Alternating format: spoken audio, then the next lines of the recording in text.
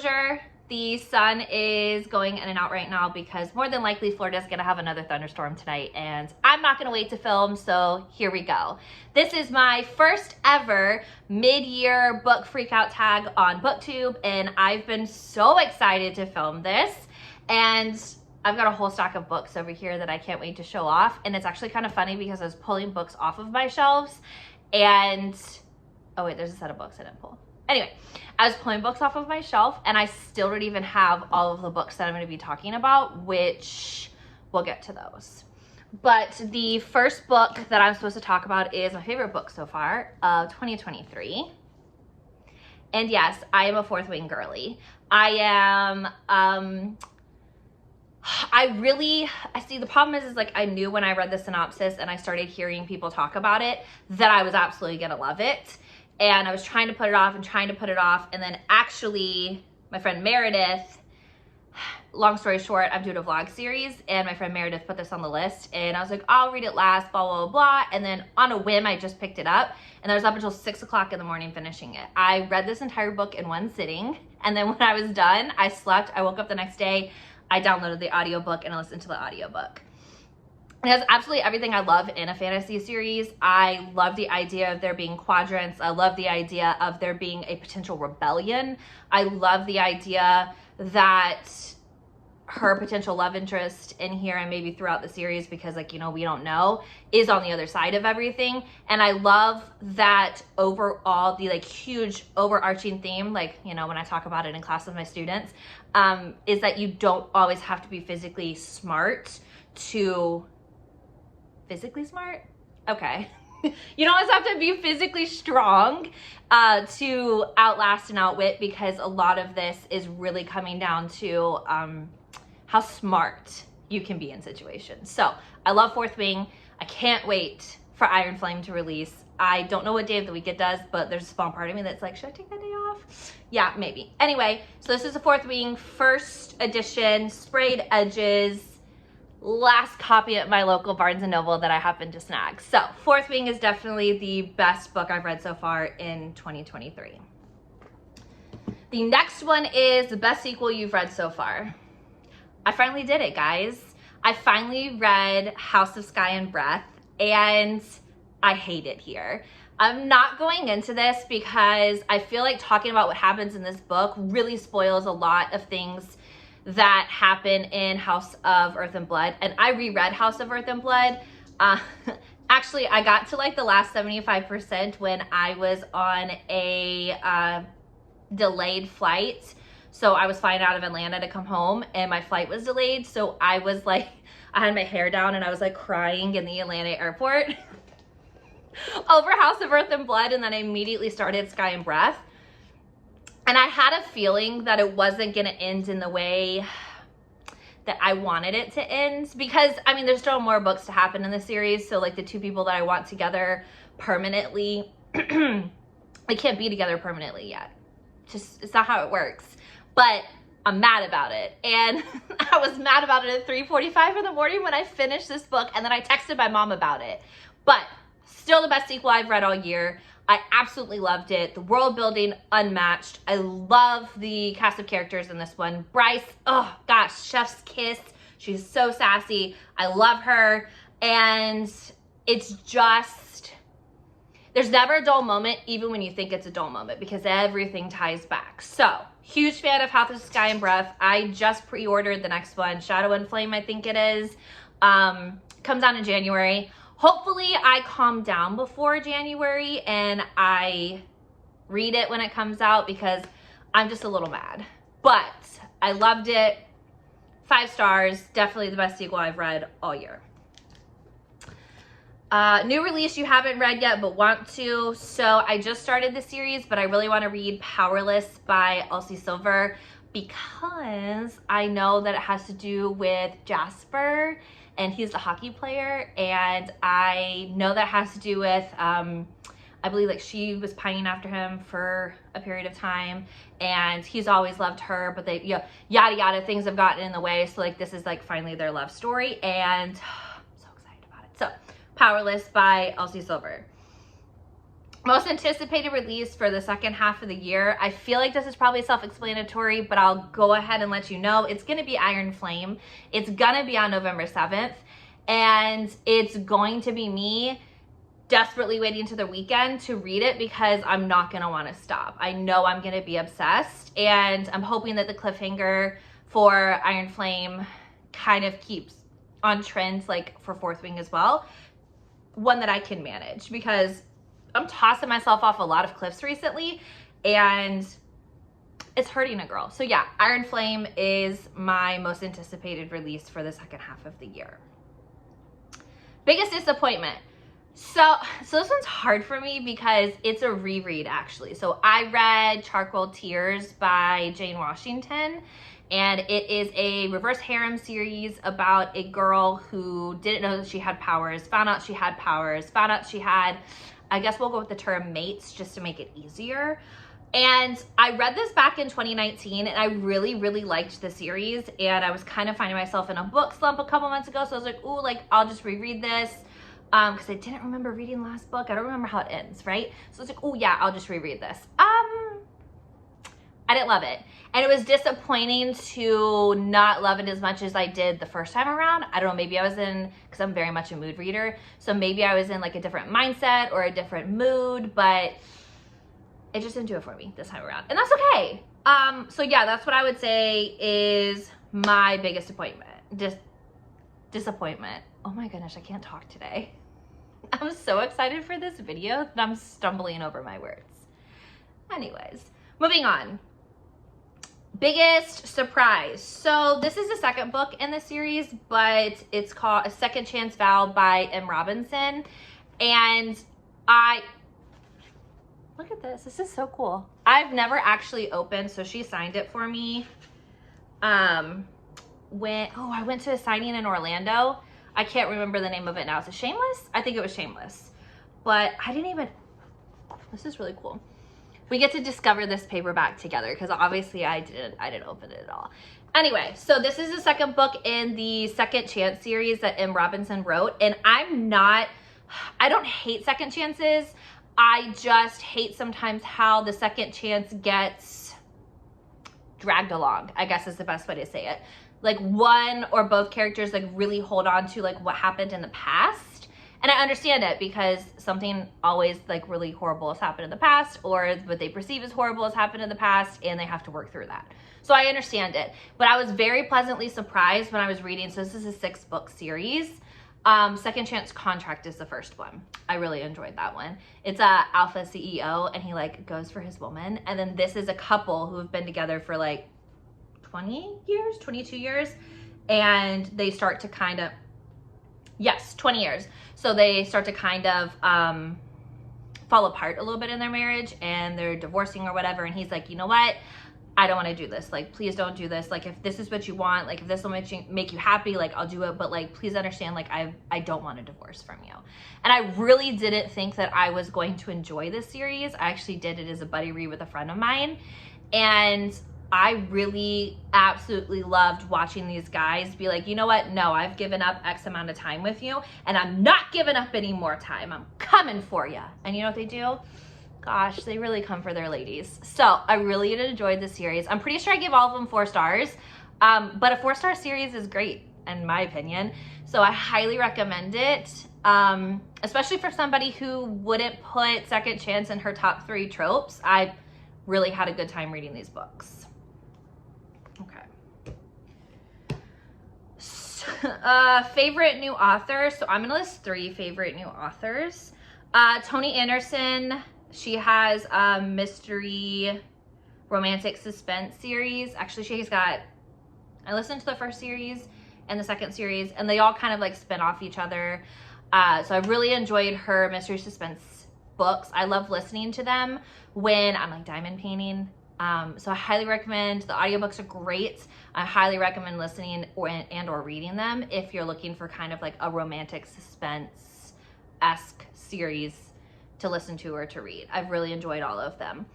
I recently also started reading Catherine Cowles, and I know everybody is probably like posting about her or like commenting. I know it's her newer series. I don't know the name of it, the Torn in something series. So I started from her very first book, and I'm working my way like up through her backlist to her most recent releases. So I actually, and I'm pretty sure this is a signed copy. It is a signed copy. But I actually only have, there's 5 books in the series, and I'm on the 5th book for this one. So I've, the Beautifully Broken series, I've read all of those, and then I'm in the 5th book, and this one will be the last one. I have absolutely loved her small town romances, and I like how they all kind of like intertwine, and you kind of see some of your old characters in like later books. And I just really love the suspense aspect of it as well. And she writes like such strong heroines. Like I know the heroines have been through a lot, and you're probably thinking like, how are they strong? I hear what you're saying. But listen to me when I say like they're strong because they've made it as far as they have, and then the men come in, their man comes in and really just like kind of helps them over the rest of it. So I'm really enjoying Catherine Cowell's backlist. I won't lie and say there's not some FOMO. I'm very much looking forward to kind of getting caught up so that I can be like hyped about the next release. But I highly recommend like going back, like even her earlier books. Like I haven't read any of her new books. So as somebody who's only read her backlist so far, I haven't found a book that's been less than 4 stars. I've really enjoyed every book that I've picked up. Now I have exclusively listened to them on audiobook, which I know sometimes for me at least can kind of change how I feel about the story, but gosh, I'm really enjoying her backlist. And then I also feel like a lot of people will probably mention this, at least if not during their mid-year freakout tag, the end of the year, but Devony Perry, let me hold it like this. So this is the omnibus. I don't think I said that correctly. I got it signed off her website. She sent, it's actually, so she sent a little sticker that shows all of the places that the car goes, and then kind of like a postcard of the same thing. And then, and I don't know if it's like on her website or not, but it says Cayenne Runaway. And so Jess and Live a Novel Life, I believe, and oh my gosh, I should have written this down, but I'm blanking. Anyways, they hosted a read-along for the Runaway series, and I was like, okay, cool, like I've been wanting to kind of get started on Devony Perry, like it'll be fun. So I binged this series, and then I was like, okay, so I've just been like steady binging her books since the beginning of the year. I'm pretty positive I only have 2 series left, which is the Edens, and then the one she wrote is Will and Ash, and then I have a few of her standalones to read, and then I'll be completely caught up. But I loved the series, and I'm loving, like, just kind of like with Catherine as well, like I'm really loving how well she writes a small town romance, and just how much she like pulls me in, I guess is the best way to say it. I will be meeting her. I'm going to the Sweetgrass signing in Charleston, South Carolina in 2024. It'll be March 2024, and she's gonna be there, and I'm so excited. I think Catherine will be there as well too. I have to check the list again, but I'm meeting her, and I can't wait. It's gonna be hard though, because I'm only gonna choose to bring like my favorite books, but how do you pick a favorite? Anyway, Devony Perry, definitely a favorite new author of mine. Okay, so newest favorite character, Violet Sorrengail, period. The main character of Fourth Wing. I loved her. I love how cunning she is. I love how smart she is. I love how she doesn't ever give up. And it's hard. I mean, it is so hard in the writer's quadrant. Like even just getting to the writer's quadrant is a death trap. So I love how it doesn't matter how many times she gets knocked down. It doesn't matter how many times she falls. If you know, you know. She doesn't stop. And I love that about her. So hands down, my favorite, my newest favorite character. Newest fictional crush. So I'm going to go with Xaden Ryerson. If you know, you know. He is one of the characters in Fourth Wing, and maybe I shouldn't love him as much as I do right now, but guess what? I mean, he's just my type. I love him. And then also I decided that I was going to pick 2. Tristan Kane from The Predator. So his is a duet with his lady love and The Predator and the Reaper. So I read this as well for a vlog that you guys are going to see later this month when it goes live. But goodness, this man, he is pretty much everything that I love in a male character. He is possessive, he is bossy, he is, that's my woman. And the things that he says to her about how he feels about her in The Reaper, like, rip my heart out, man. It's so good. And the twists and turns of like how they've ended up together, where they are right now, like, I can't say enough good things about The Predator, and I can't say enough good things about why, if Tristan Kane ever existed, I would let that man kidnap me. I would just hope to be good enough for him, because, I mean, it's Tristan Kane. So, those are my 2 fictional crushes. So, books that made you cry. Obviously, House of Earth and Blood made me cry, and I left the book over there, so that was kind of like an oversight on my part, but let me through it. So House of Earth and Blood, because the ending of that book, I'm not gonna lie, the ending of that book just like lives with me, and sometimes I'll just be like randomly sitting there and I'll think about everything that happened at the end of that book and like what Hunt and Bryce achieved in those moments and like what everybody was able to achieve in those moments. But it's also like, I also cry every time, even though I know what happens. And then of course, House of Sky and Breath. So I'm kind of putting them together since I did a reread to get caught up. I cried at the end, out of frustration, out of anger. I can't really tell you, but I definitely cried at the end of this. But it's brilliant. If it's going in the direction that I think it's going in, and like, she's never steered me wrong. Hello, Empire of Storms. She's never steered me wrong, but like, it's painful to get to the final destination. So I definitely cried during this one. Okay, so the next one is, I'm trying to move all the books out of the way. The next one is books that made you happy. So Grim and Barrett came out in May of this year, and this is Clara and Henry, and they have been kind of circling each other throughout the series. So this is book number 6, and I love how Juliet Cross put the numbers on the side. Like, I really love that. So I absolutely love this because they've been teased as a couple like through the whole series, because she has 5 other sisters. There's 6 total, 6 books. They each meet their fated mate, their love match, because they're all witches, and they all have fated mates, but not all of them are witch fated mates. There's a few wolves in there, there's a vampire in there, and Grim and Barrett was just like a perfect ending to a series that just holds a special place in my heart, because I love paranormal romance, and I love the idea of like there being a fated mate and somebody out there for everybody. So I absolutely loved Grim and Barrett, and it's one of those releases that I was really excited for, but I was also kind of hoping didn't disappoint me, and I can tell you right now it didn't. It just makes me so happy that Clara and Henry finally got to be together after she's watched all 5 of her sisters find their loves and end up together. Another one is Scarred by Emily McIntyre. Another Tristan, I don't know if it's the name, but another Tristan male main character. And Jess and I actually chose this as a book club pick. I knew I was gonna get there. As a book club pick. Fourth Wing's a book club pick too. I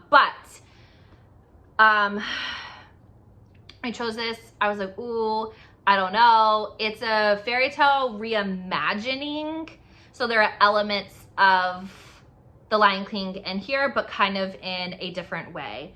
And he's possessive, it's forbidden, it's brother's fiance, it's royalty, messy royalty, there's a rebellion, like there's so many elements that go in here. And I remember finishing this book and Jess and I talking about it and just being like, I loved this book so much. Like, honestly, I would reread it. That's how much I enjoyed it.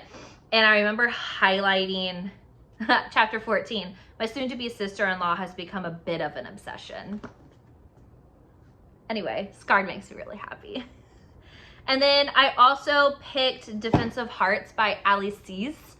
And I really hope I'm saying her last name correctly. I'm probably not. But this is Enemies to Lovers. This is a hockey romance. This is I Want Her to Be My Girl. This is I Can't like I'm pining after you and I want you, but I've got all this trauma. And my goodness, I love Defensive Hearts. I held off for such a long time because I do that with series sometimes where I just like don't want to read the last book because then it's over. But they won't be the last book in the series, but it's the last published one. So I was like, oh my gosh, I really, but Defensive Hearts, it was so good. I highly recommend the whole series.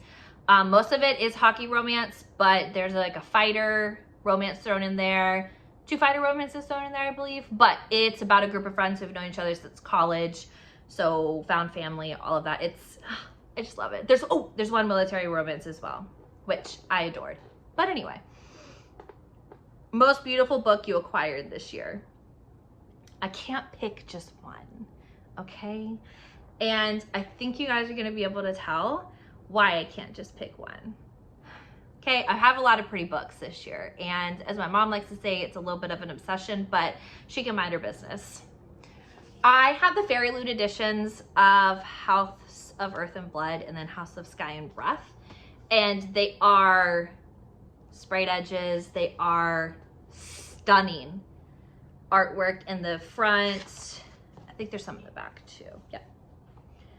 And the back, it's a hardcover. I don't know if this is the one I can take the hard, yeah. And then it has like a beautiful cover, like when you take the dust jacket off as well. But even the dust jacket is like, the front cover is really, really pretty. And then I love how on the back it has Through Love, All is Possible. So this is House of Earth and Blood. So it's a beautiful book. House of Sky and Breath. And on the back it has Light It Up. My goodness. So here are my babies in the front there. And I mean, the artwork is literally stunning. And then you have Hunt. I believe this is Hunt. Yeah, it has angel wings. So this is Hunt on the cover here. So even if I want to take the dust jackets off, like the books themselves are just stunning. And then I have the Fourth Wing German first edition. So I don't have the dust jacket on it, but the dust jacket is literally just in German. The same as the American version of it, and I do have the first edition there as well. So here it is. And obviously, like, I usually have this like sitting on the shelf right behind me, but I had to take it down for this video. So I have that, and then I have this part, and then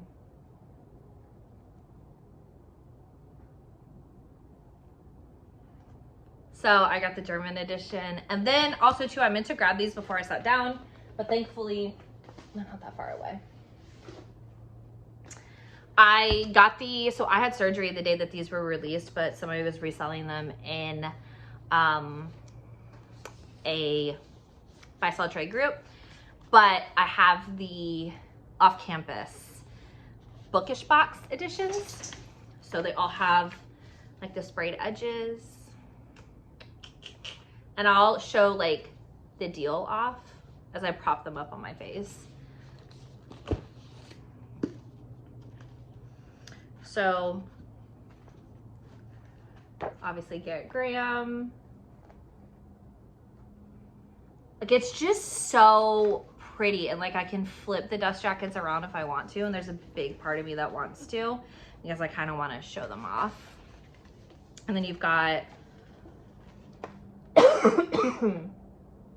this as well. Sorry, my throat's dry. You have these right here, and then the pictures right here as well. And then I don't know if there's, oh, it's signed.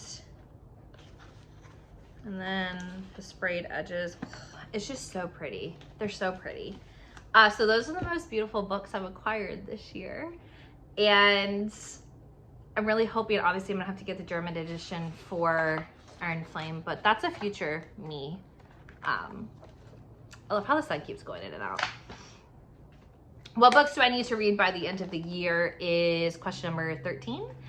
And Chestnut Springs, I need to finish Chestnut Springs series. I'm on book 2, so Cade's book, which I know is like a single dad nanny romance, which sign your girl up.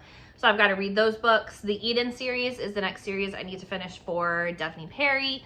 I would really like to have her entire backlist read before I meet her in March. So that's my goal. I need to read Mile High by Liz Tom Ford, so Meredith will stop dragging me for not having read it. But, you know, I'm doing the best I can out here. And then favorite book to movie adaptation is the last one. And I haven't watched a book to movie adaptation in a while. Like, I don't, especially not this year. I mean, I rewatch Harry Potter every year, but yeah, I don't think I've even started my rewatch this year. So I don't really have one. Like, I haven't watched Bridgerton. I know Queen Charlotte was just released on Netflix. Not just released, but released on Netflix, but I haven't even watched it yet. So I don't know. Maybe I'll have an answer for that question next year when I do this tag. We'll see. But that is my mid-year book freak out tag. My very first one that's going up on the channel. I can't wait. I'm so excited. But yeah, that's it for today. So don't forget to do all of the YouTube-y things, like, subscribe, comment, tell me, answer some of these questions for me. What are some books you think I need to finish before the end of the year? And you know what? I will catch you in the next one. Bye.